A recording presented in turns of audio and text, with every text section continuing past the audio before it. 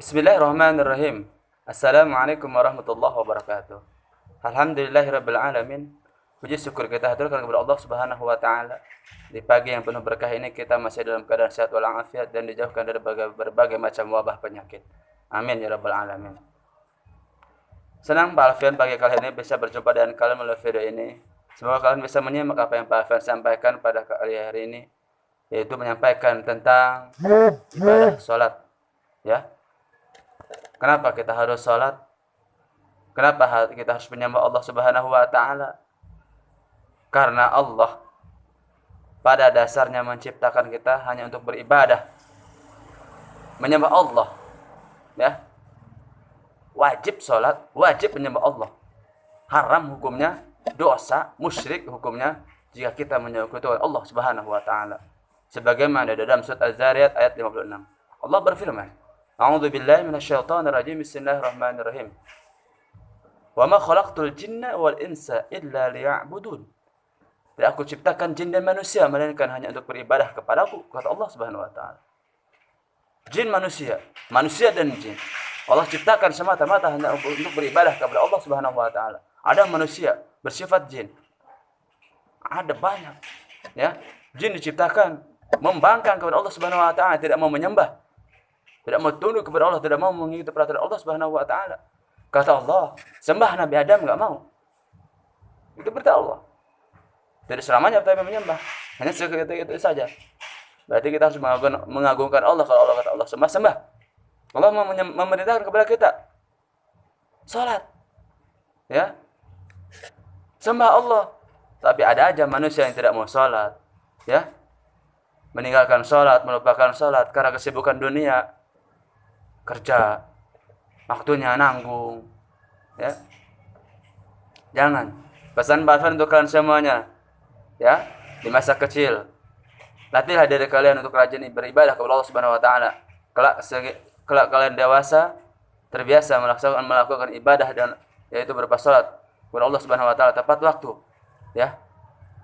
Atau bisa melaksanakannya meskipun tidak tepat waktu, tapi jangan di luar waktu yang telah ditentukan. Zuhur dikerjain di asar dikerjain di maghrib, itu salah juga. Ya.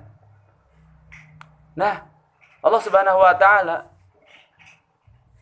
memerintahkan kita untuk beribadah kepada Allah, dan salat merupakan bentuk ketaatan kita kepada Allah Subhanahu wa taala sebagai umat muslim. Umat muslim wajib melaksanakan salat. Salat fardu dalam keadaan bagaimanapun tidak boleh ditinggalkan, tidak boleh dilupakan. Karena Allah Subhanahu wa taala telah memerintahkan kepada kita untuk melaksanakan salat fardu terdapat dalam firman Allah Subhanahu wa taala dalam surat Toha ayat 14. Allah berfirman, A'udzu billahi minasyaitonir rajim. Innani anallahu la ilaha illa ana fa'budni wa aqimis salata lidzikri. Itu perintah Allah. Kata Allah, sesungguhnya aku, anallah, saya itu Allah, kata Allah Subhanahu wa taala. Tuh, ucapan sombong, tapi hanya Allah yang boleh sombong. La ilaha illa ana. Tidak ada Tuhan selain aku. Tidak ada Tuhan kecuali aku, kata Allah. Fa'budni, maka sembahlah aku, maka tunduklah kepadaku, kata Allah. Wa aqimis shalah, dan tunaikanlah, laksanakanlah salat lidzikri, kata Allah Subhanahu wa taala. Untuk apa? Untuk mengingatku. Berarti kalau orang yang tidak salat, berarti dia tidak mau ingat kepada Allah, dan dia tidak menyadari siapa dia, bahwa dia adalah hamba Allah Subhanahu wa taala yang Allah ciptakan hanya untuk beribadah kepada Allah Subhanahu wa taala. Itulah anak-anak semuanya. Pesan Pak Alfian, penjelasan Pak Alfian untuk materi salat kelas 3. Pesannya, jangan tinggalkan salat dalam keadaan apapun. Sesulit apapun, sesusah apapun, selelah apapun, salat tetap harus dikerjakan. Karena kita menginginkan balasan dari Allah Subhanahu wa taala berupa surga. Bagaimana kita bisa mencapai surga kalau perintah Allah kita tinggalkan, kita lupakan, kita sia-siakan? Baik. Tugas kalian kelas 3, ya, yaitu kalian mengirimkan gerakan-gerakan salat, ya, sambil menyebutkan gerakan-gerakan tersebut. Ya, boleh kalian melakukan gerakan sholat duhur, asar, maghrib, isya ataupun subuh.